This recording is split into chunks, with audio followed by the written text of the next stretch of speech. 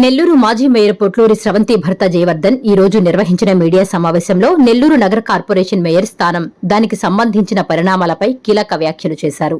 దాదాపు 40 నుండి 50 సంవత్సరాల తర్వాత నెల్లూరు మేయర్ స్థానం గిరిజనులకు రిజర్వేషన్ ద్వారా కేటాయించబడిందని, అయితే 5 సంవత్సరాల కాల పరిమితిలో ఇప్పటికే వారు దాదాపు 3 నెలల సమయాన్ని కోల్పోయారని ఆయన ఆవేదన వ్యక్తం చేశారు. గతంలో గిరిజనులకు ఈ స్థానం దక్కకుండా చేసేందుకు కోట్లాది రూపాయలు వెచ్చించి అనేక కుయుక్తులు పన్నారని ఆరోపించిన ఆయన, ప్రస్తుత పాలకవర్గం గడువు ముగియడానికి ఇంకా 6 నెలల సమయం ఉన్నప్పటికీ ఈ టర్మును ముందే రద్దు చేసి ఎన్నికలకు వెళ్లాలనే ఆలోచన జరుగుతున్నట్లు తనకు సమాచారం ఉందని పేర్కొన్నారు. ఒకవేళ ముందే రద్దు చేస్తే గిరిజనులకు దక్కాల్సిన మరో 4 నుండి 5 నెలల విలువైన సమయం దక్కకుండా పోతుందని, గతంలో కేవలం ఒక్కరోజు మేయర్ స్థానంలో కూర్చోవడం కోసం కోట్లాది రూపాయలు ఖర్చు చేసి ఎంత రభస జరిగిందో అందరికీ తెలిసిందేనని గుర్తు చేశారు. సామాజికంగా ఇంకా పూర్తి స్థాయిలో బలోపేతం కాని వారి విలువైన సలహాలు, సూచనలు తీసుకుని వారికి ఎటువంటి అన్యాయం జరగకుండా చూడాలని కోరారు. ఇక తమ రాజకీయ వ్యూహంపై స్పందిస్తూ, తాము ప్రస్తుతం స్వతంత్రంగానే ఉన్నామని, భవిష్యత్తులో మరిన్ని ప్రజా పోరాటాలకు సిద్ధం కాబోతున్నామని స్పష్టం చేశారు. రాబోయే మున్సిపల్ ఎన్నికల్లో తాము గాని, మాజీ మేయర్ స్రవంతి గాని నేరుగా పోటీ చేసే పరిస్థితి లేనప్పటికీ స్వతంత్రంగానే క్రియాశీలక పాత్ర పోషిస్తామని, మరియు ఆ ఎన్నికల్లో తమ పాత్ర ఖచ్చితంగా కీలకంగా ఉండబోతుందని జయవర్ధన్ నొక్కి చెప్పారు. మీడియా సమావేశానికి ఇచ్చేసినటువంటి మీడియా మిత్రులందరికీ కూడా పేరు పేరున నమస్కారాలు తెలియజేస్తా ఉన్నా. ఈరోజు ఈ సమావేశం ముఖ్య ఉద్దేశం నెల్లూరు నగర కార్పొరేషన్ మేయర్ విషయం.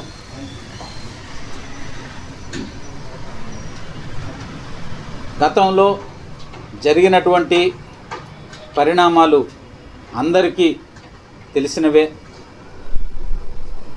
అనేక సందర్భాలు నెల్లూరు నగర మేయర్ స్థానం విషయంలో రావడం జరిగింది.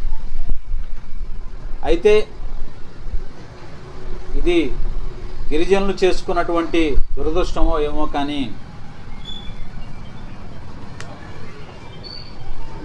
నెల్లూరు నగర మేయర్ స్థానం 4 సంవత్సరాలు గడిచిన తర్వాత దాదాపు ఒక 3 నెలలు జరిగినటువంటి పరిణామాల నేపథ్యంలో గిరిజనులకు వచ్చినటువంటి స్థానం ఆ సమయాన్ని రాష్ట్రంలోనే అత్యంత ప్రాధాన్యమైనటువంటి నగరపాలక సంస్థ నెల్లూరు నగరపాలక సంస్థ. దాదాపు 40-50 సంవత్సరాల తరువాత ఒక ప్రతిష్టాత్మకమైనటువంటి నగరపాలక సంస్థ మేయర్ స్థానాన్ని గిరిజనులకు కేటాయిస్తే ఆ 5 సంవత్సరాల కాలానికి ప్రజలు ఓట్లేసి మేయర్ని ఎన్నుకుంటే ఆ 5 సంవత్సరాల కాలం గిరిజనులకు దక్కకుండా జరుగుతున్నటువంటి పరిణామాలు ఏవైతే ఉన్నాయో అవి చాలా దురదృష్టకరం అని చెప్పి ఈ సందర్భంగా చెప్తా ఉన్నాం. త్వరలో మున్సిపల్ ఎన్నికలు ఉన్నటువంటి విషయం అందరికీ తెలిసిందే. అయితే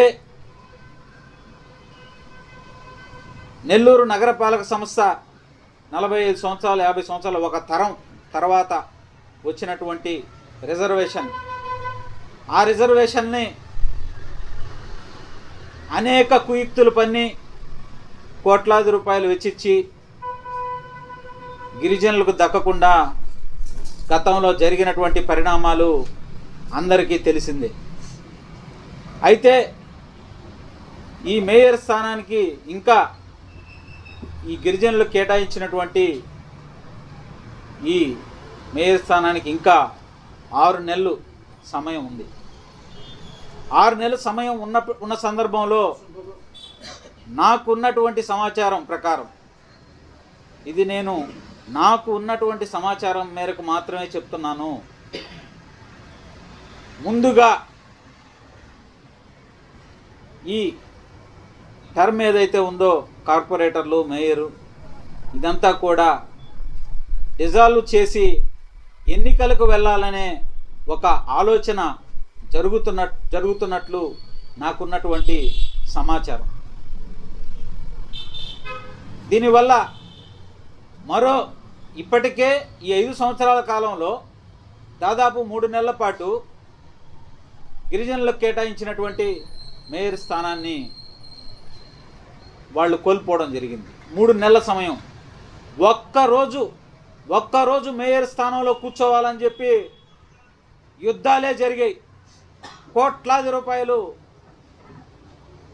వెచ్చించి ఎంత నానా రభస జరిగిందో అందరికీ తెలిసినటువంటి విషయమే.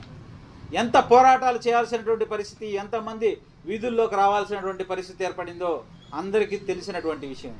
అది ఒక్క రోజు కోసం. ఈరోజు అదే స్థానం ఇప్పటికే 3 నెలల పాటు గిరిజనులకు దక్కకుండా పోయింది. ముందుగా డిజాల్వ్ చేస్తే మరో 4 నెలలు 5 నెలల కాలం విలువైనటువంటి సమయం గిరిజనులకు దక్కకుండా పోయేటువంటి సందర్భం ఉంది. ప్రభుత్వ పెద్దల్ని చేతులు జోడించి నమస్కరించి వేడుకుంటున్నా, ఒకవేళ రాష్ట్రం మొత్తం ఎన్నికలు నిర్వహించవలసి వచ్చిన నెల్లూరు మేయర్ స్థానాన్ని దాదాపు నవంబర్ 24వ తేదీ గత మేయర్ శ్రవంతి గారు నవంబర్ 24వ తేదీ ప్రమాణ స్వీకారం చేయడం జరిగింది. నవంబర్ వరకు ఒకవేళ అటువంటి పరిస్థితి ఉంటే డిజాల్వ్ చేసేటువంటి నాకున్న సమాచారం నిజమయ్యి అటువంటి సమాచారం ప్రకారం డిజాల్వ్ చేసే పరిస్థితి ఉంటే అది విరమించుకోవాలని చెప్పి ఈ ప్రభుత్వ పెద్దలందరికీ కూడా కోరుకుంటూ ఉన్నా. గౌరవ ముఖ్యమంత్రి చంద్రబాబు నాయుడు గారికి, డిప్యూటీ సీఎం పవన్ కళ్యాణ్ గారికి విజ్ఞప్తి చేస్తూ ఉన్నా. ఆ ఆలోచనను విరమించుకొని పూర్తి సమయం నెల్లూరు నగరపాలక సంస్థ గిరిజనులకు కేటాయించి మళ్ళీ ఎందుకు ఇంత ఆవేదన చెందాల్సినటువంటి పరిస్థితి ఏర్పడిందంటే, మళ్ళీ ఒక గిరిజనుడికి ప్రతిష్టాత్మకమైనటువంటి నెల్లూరు నగరపాలక సంస్థ లాంటి ఒక బలమైన రాజకీయ ప్రాధాన్యత ఉన్నటువంటి స్థానం గిరిజనులకి రావాలంటే మళ్ళీ 50 సంవత్సరాలు పడుతుందో 60 సంవత్సరాలు పడుతుందో ఇప్పుడున్నటువంటి రాజకీయ పరిస్థితుల్లో తెలియనటువంటి పరిస్థితి.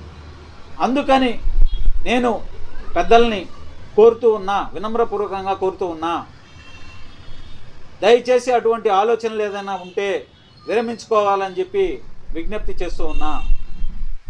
నవంబర్ వరకు పూర్తి సమయాన్ని గిరిజనులు ఉండే విధంగా సహాయ సహకారాలు అందించాలని చెప్పి ఈ సందర్భంగా విజ్ఞప్తి చేస్తూ ఉన్నా. అంతే. ఏదైనా క్వశ్చన్స్ ఏమన్నా? గత రోజుల్లో విలేకరుల సమావేశాలు నిర్వహిస్తూ ఉన్నారు. వాళ్ళు కూడా సామాజికంగా ఇంకా పూర్తి స్థాయిలో బలపడలేదు. వారికి కూడా ఎటువంటి అన్యాయం జరగకుండా వారి విలువైన సలహాలు సూచనలు తీసుకొని వారికి అన్యాయం జరగకుండా చూడాలని చెప్పి ఈ సందర్భంగా నేను కోరుతున్నాను. ఒక మాజీ మేయర్ కుటుంబంగా మీ పొలిటికల్ ఫ్యూచర్ ప్లాన్ ఏంటి? ఇప్పుడు మీరు ఎక్కడ ఉన్నారు? మీరు త్రిశంక స్వర్గంలో ఉన్నారా? ఒక రాజకీయ పార్టీలో ఉన్నారా? లేకపోతే ఎక్కడ ఉన్నారు? ఇండివిజువల్గా ఉన్నారా? ఇండిపెండెంట్గా ఉన్నారా? ప్రస్తుతానికి రాజకీయంగా మేము స్వతంత్రంగానే ఉన్నాం. మాజీ మేయర్ శ్రవంతి గారు కానీ నేను కానీ. అయితే భవిష్యత్తులో మరిన్ని ప్రజా పోరాటాలకి సిద్ధం కాబోతా ఉన్నాం. వీలున్నంత వరకు స్వతంత్రంగానే మా రాజకీయ ప్రయాణం ప్రస్తుతానికి చేయాలని చెప్పి నిర్ణయించడం జరిగింది. రాబోయే మున్సిపల్ ఎన్నికల్లో కూడా క్రియాశీలక పాత్ర అయితే పోషిస్తాం, స్వతంత్రంగానే పోషిస్తామని చెప్పి ఈ సందర్భంగా తెలియజేస్తాం. నేను కానీ మా సతీమణి మాజీ మేయర్ శ్రవంతి గారు కానీ రాబోయే మున్సిపల్ ఎన్నికల్లో పోటీ చేసేటువంటి పరిస్థితి లేదు. అయితే ఖచ్చితంగా మున్సిపల్ ఎన్నికల్లో మాజీ మేయర్ గారి పాత్ర, నా పాత్ర కీలకంగా ఉంటుంది అని చెప్పి ఈ సందర్భంగా తెలియజేస్తూ ఉన్నా. డివిజన్ల పునర్విభజన గురించి ప్రతి ఒక్కరికి తెలిసిందే. ఇప్పటికే అనేక మంది ప్రతిపక్ష పార్టీలు సహజంగా ఏదైనా రాజకీయ పరిణామం, ఇది ఒక పెద్ద రాజకీయ పరిణామం కాబట్టి దానిలో జరిగినటువంటి అనేక లోపాలని ప్రతిపక్ష పార్టీలు ఇప్పటికే తెలియజేయడం జరిగింది. అయితే దీనిలో గమనించాల్సినటువంటి విషయం ఏంటంటే,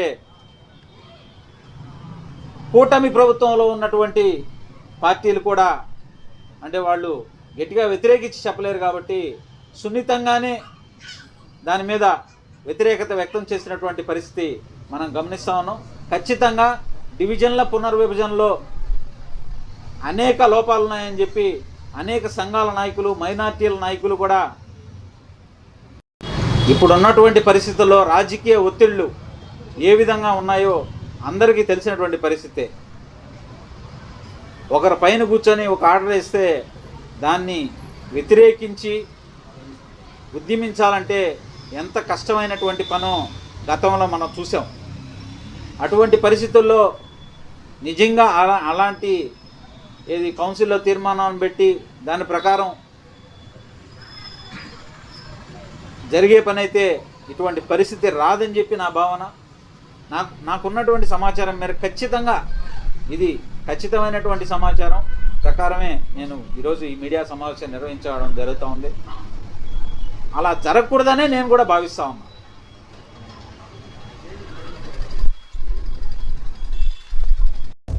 Please subscribe SS News AP.